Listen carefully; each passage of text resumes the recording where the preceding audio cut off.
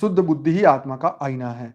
तो जब बुद्धि आत्मा के प्रकाश में काम करती है, आत्मा के साथ जोड़ना, बुद्धि को शुद्ध करने का अर्थ है उसे आत्मा के साथ जोड़ना। अब इस लाइन को आप समझे गहराई से तो आपको समझ आएगी कि बार बार दिन में कई बार चिंतन करना, मैं दिव्य आत्मा हूँ, चैतन्य आत्मा हूँ, परम परम परम आत्मा हूँ, मैं शुद्ध हूँ, मैं परम परम परम लाइट में हूँ, परम प्रकाश में हूँ, मेरा अस्तित्व परम प्रकाश का है, और बुद्धि को और कहीं पर डाइवर्ट नहीं होने देना।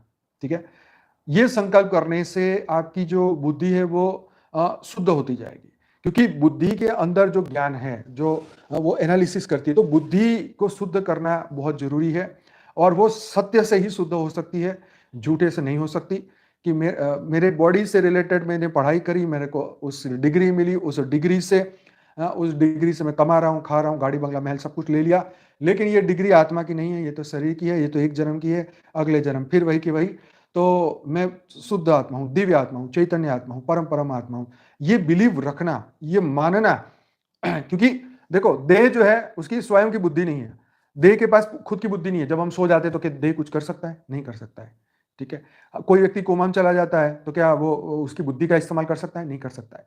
तो क्या ऐसा हो जाता है? तो वो चेतन तत्व का हिस्सा है, बुद्धि जो है चेतन तत्व का हिस्सा है। मन बुद्धि संस्कार ये आत्मा का पार्ट है, शरीर का पार्ट नहीं है। नो डाउट हमारे सूक्ष्म शरीर, जब सूक्ष्म शरीर से ये स्थूल शरीर चलता है, और ये स्थूल शरीर जो है, ये सूक्ष्म शरीर के सेल्स इसके अंदर है, इसके अंदर इसके जैसे चक्र बोलते हैं, इसके अंदर सेल्स बोलते हैं, वो नो डाउट शरीर को होने वाली सभी इफेक्ट वाया सूक्ष्म शरीर आती है।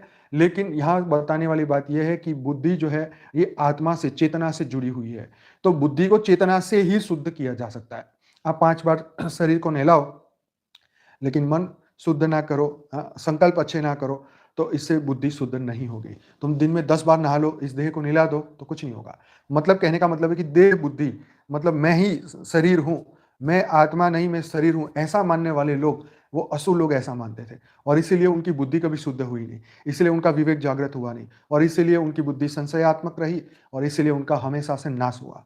असुरों का नाश होने का कारण यही है, क्योंकि उनकी बुद्धि, इसलिए गीता में भी बोला कि बुद्धि को शुद्ध करो, बुद्धि को परमात्मा में लगाओ, संशय मत करो।